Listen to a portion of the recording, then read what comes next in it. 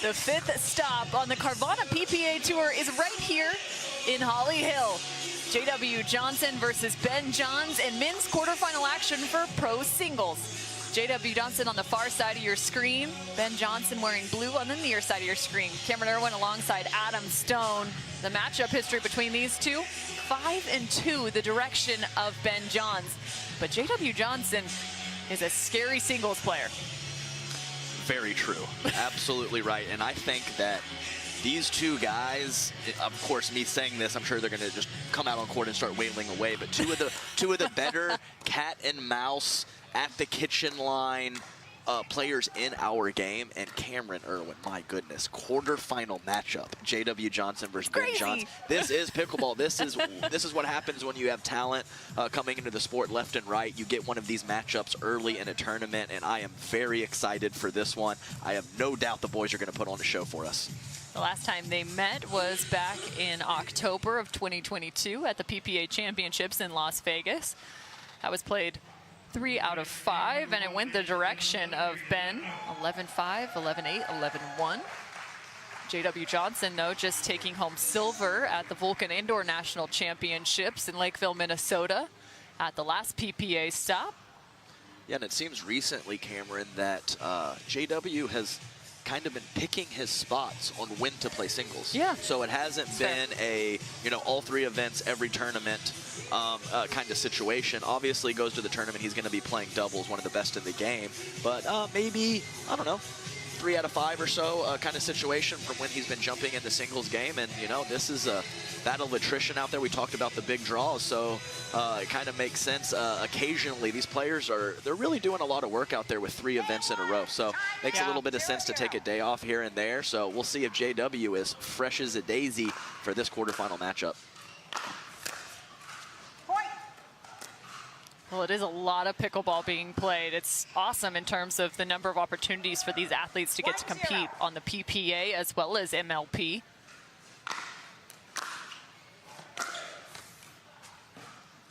Ben Johns getting awfully low, trying to find the line on the backhand side. Yeah, great use of the legs. All great players will use their legs as much as possible. We saw it there with Ben. Couldn't keep it in, though. And I would say overall he is more comfortable with that 2-handed backhand drive going up the line, which is, I wouldn't say unusual, but I would say more often than not the player is more comfortable cross court, so something to monitor.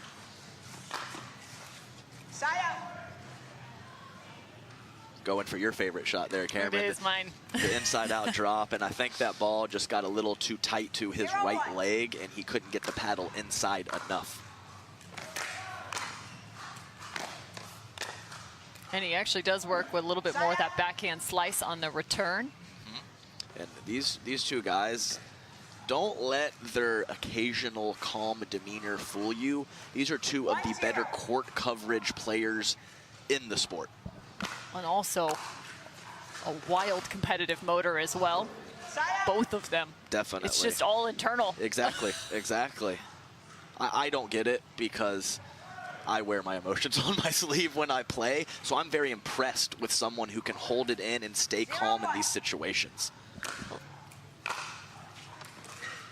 Well, and it's kind of funny to me because I think if you let it out, it's almost like a release. But for these guys, I'm going, is it just building even bigger and bigger? Like, is it originally gonna explode? It's really impressive. It really is. I mean, they're playing, like I said, at least 2, if not 3 events every tournament. They get in these situations all the time, and they just hold it in and continue to play their game plan. It's so good.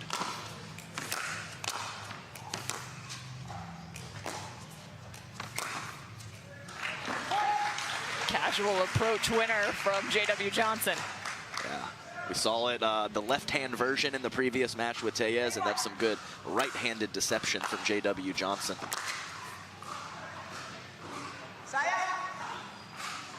Yeah, and I think that since I made the comment that Ben slices most of his backhand returns, I've been watching, and I'm not correct, Cameron.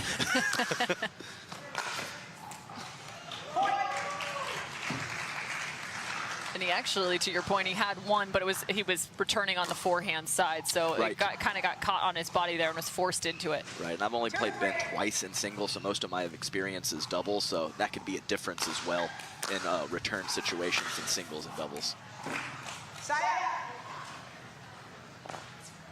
I was up 6-0 on Ben Johns in a singles game once, and I lost 11-6 game. Oh, man.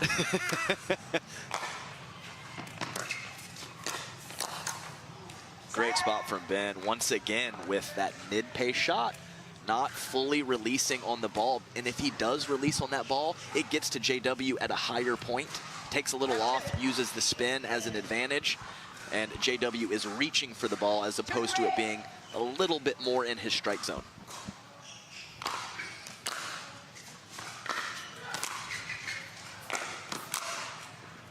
Oh my. Okay, this was a good read from JW, but Yeah, it's hard to not overhit it. yeah, incredible anticipation, and one of the better forehands in the game for sure, if not the best. So uncharacteristic mistake. I'm sure he'll clean that up. How about that return? And again, watch how they kind of just not necessarily bunt this ball back, but there isn't a ton of spin on the returns from these two, just a ton of depth.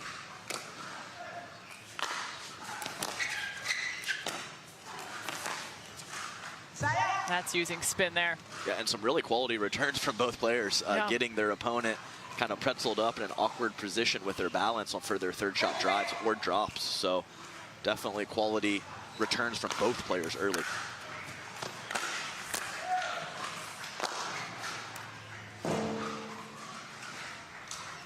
Very close in the back corner, no reaction from JW, and he hits the ball back over to Ben, so we know it was in. One of the more friendly line callers out there on tour, I would say, JW Johnson. I would also say Ben Johns is in that same regard. I agree. I've played both players many times, and I have never really thought twice about any line calls. So, good sports. No, they say if you're going to beat me, you got to beat me. I like it.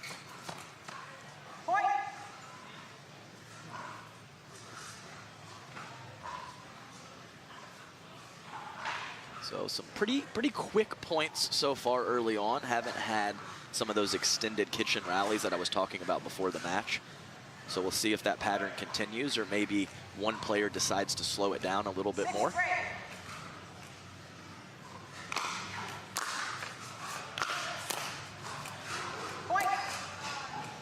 Such a tough ball right there.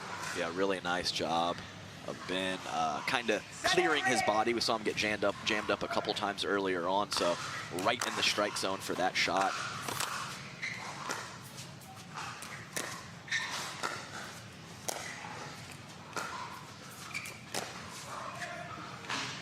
That ball out of bounds. My next question is because Ben Johns works around that forehand so well, and we've seen him do it on the day already and have the combination of the inside out and inside in, do you try and return more to the forehand and just say, well, I'd rather you try and beat me there? Yes. Okay. So, and of course, I still think going to the backhand more frequently, more of a sustainable strategy. But if he's cheating a step to get to where he needs to, you got to put a couple to his forehand side to keep him honest with his court positioning.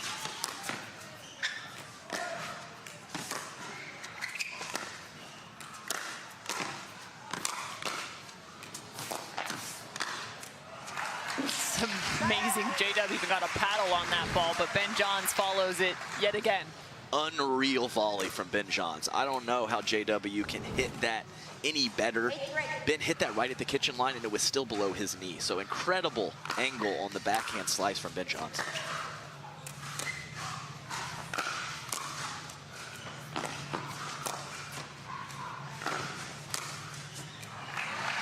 J-Dub, back-to-back, outstretched backhands. Yeah, I think probably the softest, most delicate touch with that slice backhand.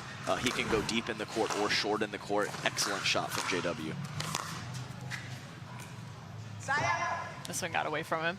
Yeah, just too much slice from Ben to get around the outside of that ball and bring it back over to Ben's backhand side was a tall task for JW, and he could not execute.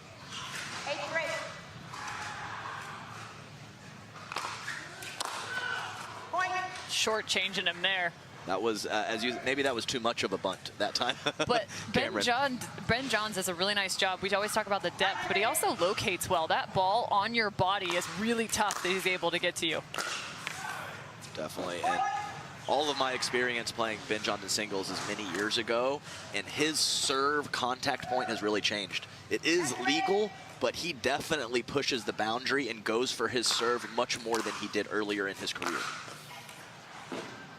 I think it's because he drops that wrist right in the middle of his stroke, actually, right before contact. So he starts high, and then right before contact, that paddle head drops just enough. And just a bit more spin and a bit more power.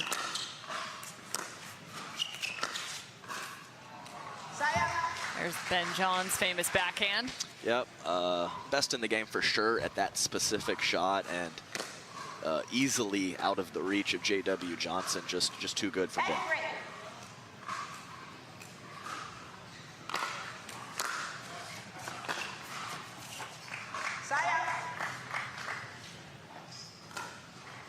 Ben Johns not able to work around that one. So I guess that's the other part. You got to go extremes, either far forehand or far backhand. Yeah, absolutely right. And tell you what, if we were watching a Julian Arnold-Rafa Hewitt match, we would know who's winning or losing. It's much more difficult to know with these two cool customers out there. They keep their demeanor so close to the vest. 10-3 Ben, though. Right on the line, so game number 1 to the number 1 seed. 11-3, Ben Johns. A little pep in his step to meet J-Dub at the net.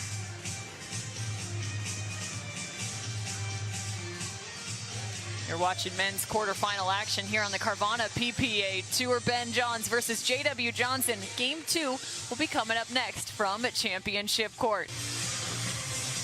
J.W. Johnson versus Ben Johns. In men's quarterfinal action, Cameron Irwin alongside Adam Stone. Ben Johns played pretty lights out in game number 1. Let's see what J-Dub can find in game 2. Yeah, we saw him first point, kind of going to that J.W. Johnson forehand. Missed the return about 3 inches long, but it certainly, there wasn't any blowing off the court, but 11-3, pretty lopsided game, Cameron.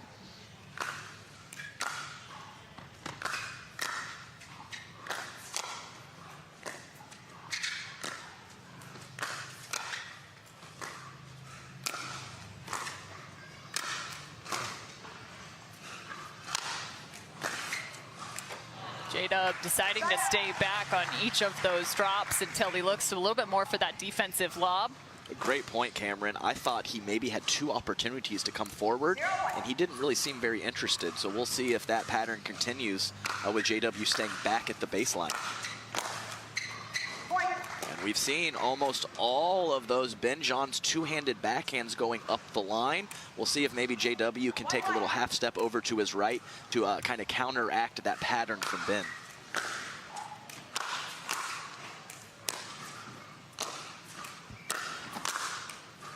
There he goes, nice job.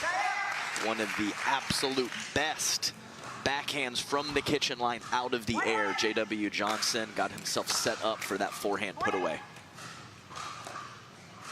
Missed return from Ben Johns, so a second for J-Dub here. 2-1.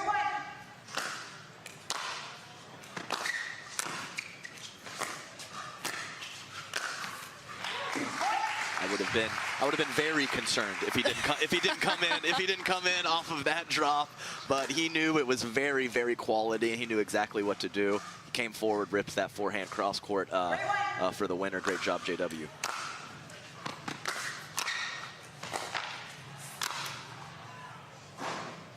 Ben Johns just managing the pace there. Yeah, first volley too good. Really no shot there from JW. You got to get that that shot a little bit lower for Ben. You put it chest or shoulder level, it's night-night.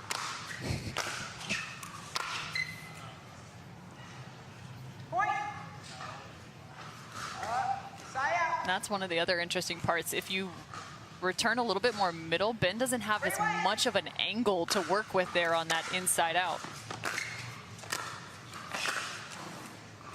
Yeah, always can be a solid strategy with a player that can come up with those angles, or maybe just a player that's really hot. Yeah. As a way to counteract that is to go middle, give them less to work with.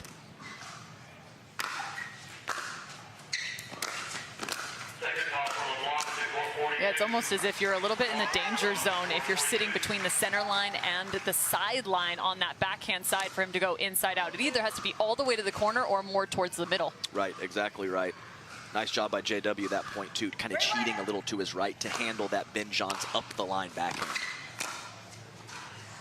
Another nice stroke from J-Dub. All right, just like that. I believe it is 4-1. 4-1. So nice start from JW Johnson. Far from over, obviously, in game 2, but great start, always nice. Make it 5-1.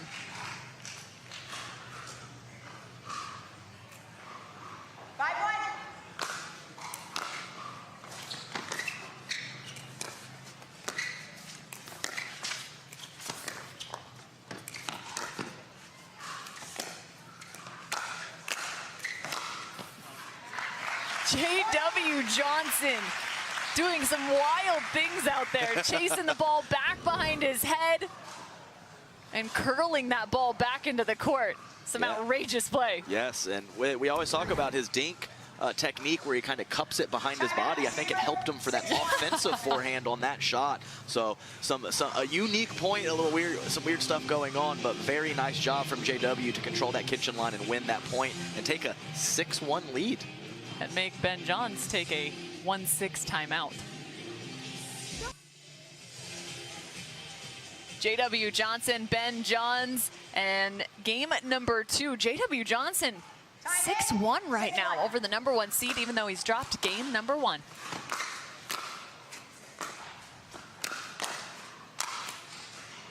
So what's been working in his favor? Oh, really? He's had 2 return errors from Ben Johns, which really helps. But I think that the cleanliness of some of that play at the kitchen when he has gotten forward has really helped. I talked about that little half step to the right to handle that Ben Johns up the line backhand. He's done a much better job of covering those shots.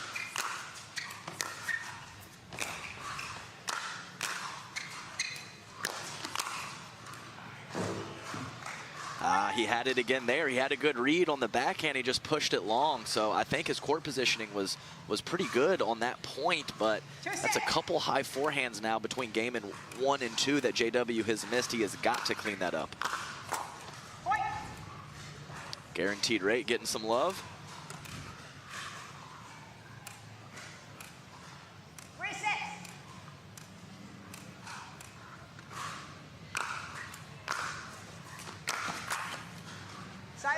And on the other side. Right. Somebody check that sign. It's gonna have some dings. Yeah, couple there for Ben to get back into this game. Makes that 5-point lead 3. 6-3.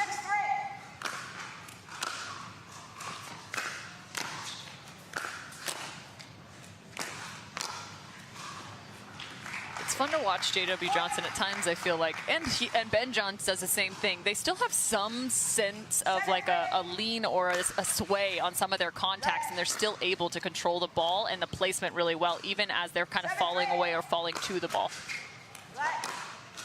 Yeah, and that isn't necessarily footwork. It's kind of, I call it a controlled lunge. So you can kind of manipulate your body without taking a step. Like that.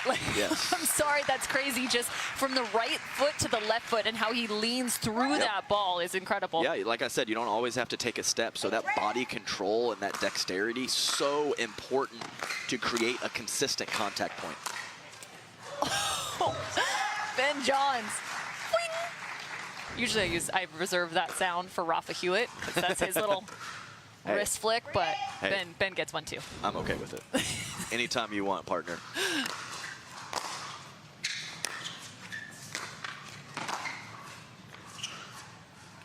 At some point, maybe the pickleball is just going to steal all my sound effects and put them on something. I know it's coming. Phenomenal return from J.W. Johnson, taking the lead in that point and not relinquishing it. And again, That looks exactly the same. Back-to-back shots on Ben Johns, one up the line, then cross court. Yep, and we talked about that feathery touch on the short slice from J.W. Johnson. Ben Johns says, I have that shot as well. Little too much curl. I think he had a solid setup and a solid base for that shot. We saw him get handcuffed a couple times earlier, but a little bit too much spin carrying that ball wide.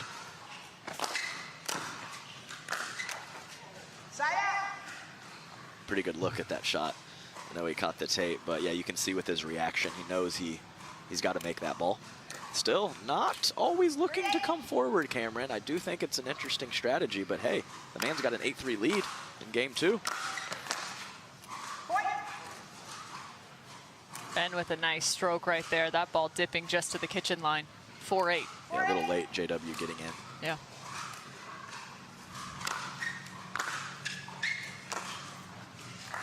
That's a nice return from J.W. Johnson. Always a good strategy to paint the line, Cameron. So a couple nice returns from J.W. Johnson these last handful of points. Really sets yourself up whether you win the point with that return or not. I believe that's 3 this game for Ben Johns. So those gifts are very much well received for JW. And I think a couple of those actually were coming from the forehand, returning on the forehand side, but forcing him to hit a backhand on that forehand return. Okay, yes. Forehand side return, excuse me. I think 2 of those mistakes have come from that pattern. Side out. 9-4.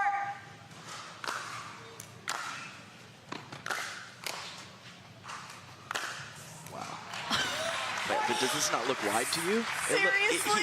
He played that. And he still plays it with a crazy ATP. To call that in on that slow of a ball, I mean, he's just making it hard on himself. That ball out of bounds, so J.W. Johnson takes game number 2. Tell you what. We got a game, folks. We absolutely do. 11-3, 11-4. Trading blows. Ben Johns, J.W. Johnson. We're going to game number 3.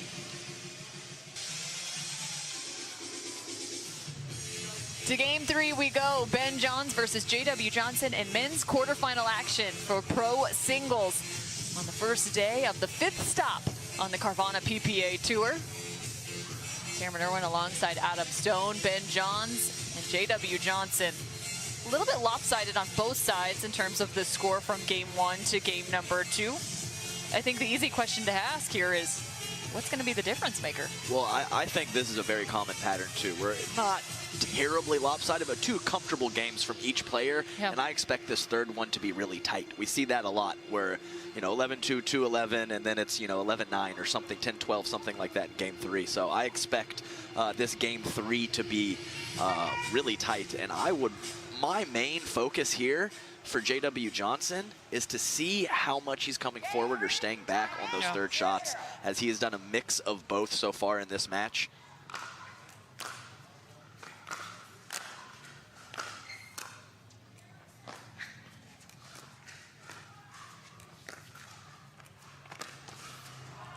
A perfect. Oh, he missed it. Oh, he missed it, yeah. I was going to say it was perfect, and then it was a few inches short. Sorry. I was going to give it to you, Ben Johns. Missed the serve wide. He had the angle for sure, but obviously a very difficult shot.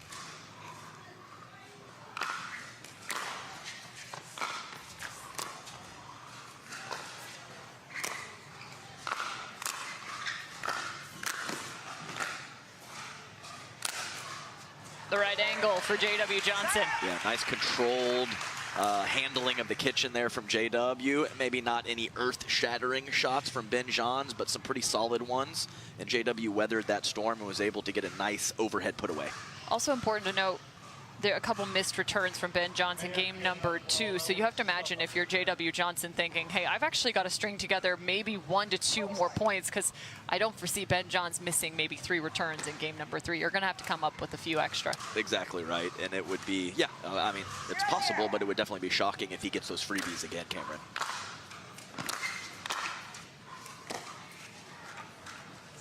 Great full stretch volley and some nice fancy footwork on the kitchen from Ben Johns. Often when you're at the kitchen line and you're fully extended, sometimes one of those feet slip into the kitchen. Nice job from Ben. What a shot from Ben Johns. You had to go for it, because if that ball lands in, you're in trouble. Yeah, definitely. Phenomenal return, just too good with the placement on that forehand pass from Ben.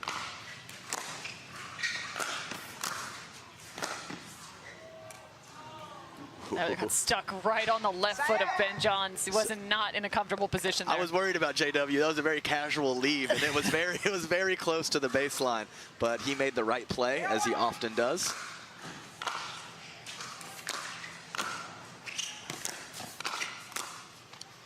Nice job from JW Johnson. I'll tell you what, Ben tried to miss that return, but somehow got it to land in the back of the court. But JW with some quality shots to get himself forward and finish.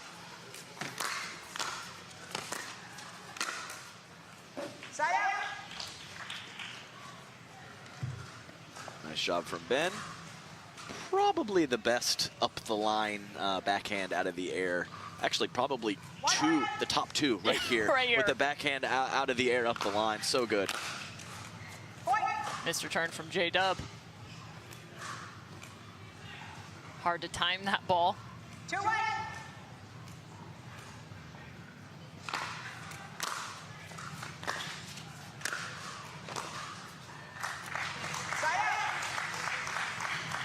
And Ben serves on that right side, so close to the center line.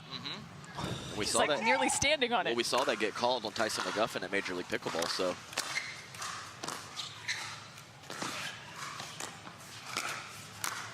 Speaking of the up the line, this one just getting the top of the net gives a little extra boost. Yeah, tough luck there, as almost no way JW is going to come up with that shot if it doesn't clip the tape. So definitely there's a few players that kind of are close to that sideline when they set up to serve. So never really seen that called too much, but as I mentioned, it was called on Tyson McGuffin at Major League Pickleball. So we'll see if he happens to cross, if it gets called on him. That's what I was talking about right there. You can see how close he is. That's 2 for JW in this third game early, Cameron. Got to clean it up. Been given the freebies in game 2, and JW's returning the favor here early in game 3.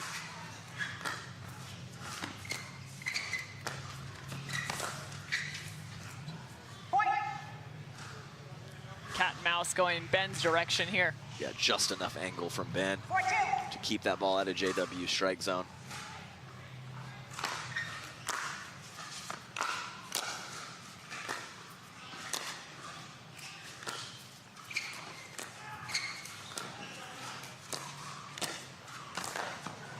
Just as a correction, the scoreboard should read 5-2 in favor of Ben Johns now.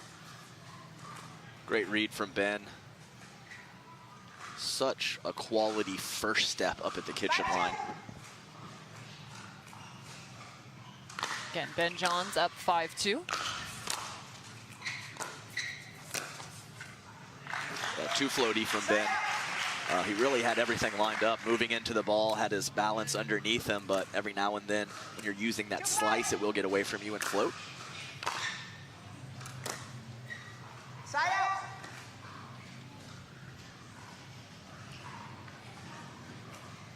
Back 2.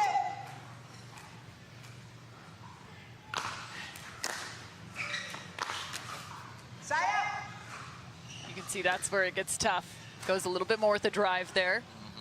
Almost an effectively short and low return from JW.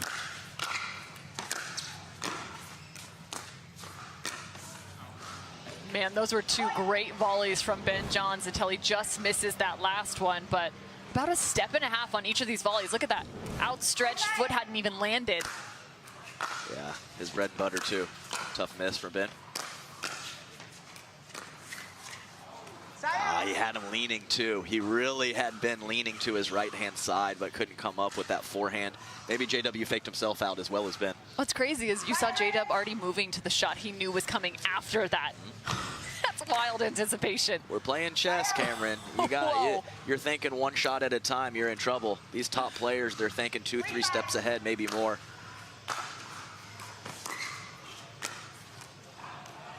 Side out.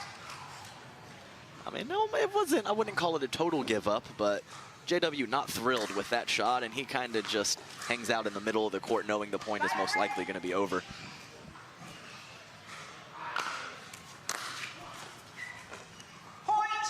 That's 3 missed returns for JW here. It's 3. I mean, it's not, I mean, Ben's obviously playing a solid game right now, but this is not anything spectacular.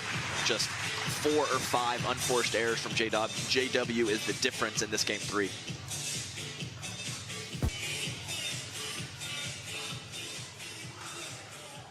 Three-6 out of the timeout. JW Johnson's missed 3 returns. You take those back, this would be a different game in game number 3. Make it 4. Yeah. And he very well might do it, Ben Johns, but you got to make him beat you. So that's the situation we're in right now. You got no shot until you put a couple balls in play and get these points started.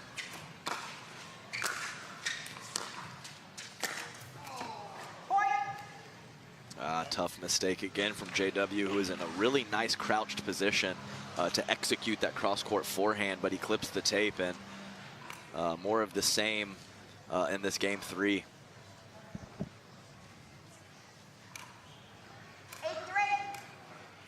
This is just the first quarterfinals we are seeing for men's pro singles.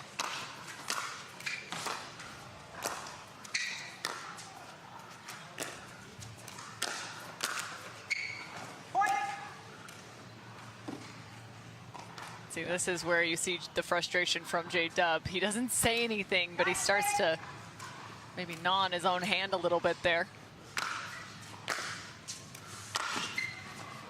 Oh my goodness, Ben Johns. That paddle's ending up on his left shoulder somehow. Yeah, it's just unbelievable shot to get inside that ball. The deception, the execution, it's all there for Ben right now.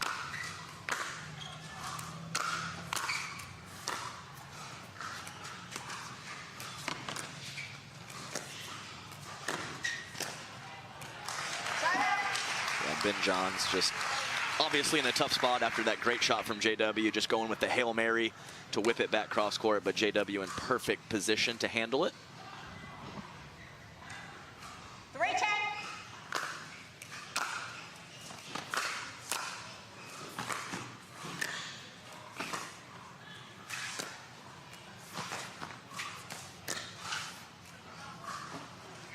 And he loops it. Incredible shot, 1 inch from both the baseline and the sideline. Nothing JW can do with that execution from Ben Johns.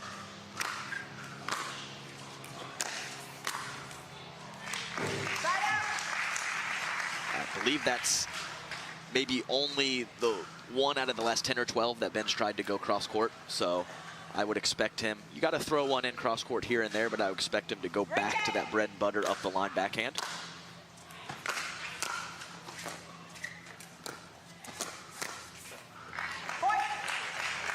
Nice explosion to the ball from JW Johnson to take that out of the air. Ben wasn't in a bad position, but the fact that JW was able to sneak in there and catch it out of the air took a little bit of Ben's time away.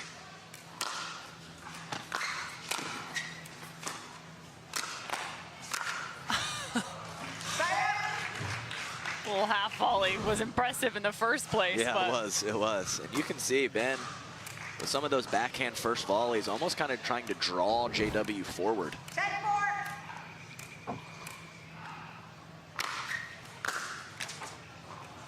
Ben Johns moving on to the semifinals after 3 games played versus JW Johnson. Yep, I believe it was the return to serve that did him in there, Cam. It's tough. We talk about going for more on those first couple balls of the point for singles, but absolutely a little too many errors from JW Johnson. We'll be back after this. It's been an incredible performance. JW, an opponent that you've played multiple times, you guys split, but what was the strategy heading into the third to make sure you close that out?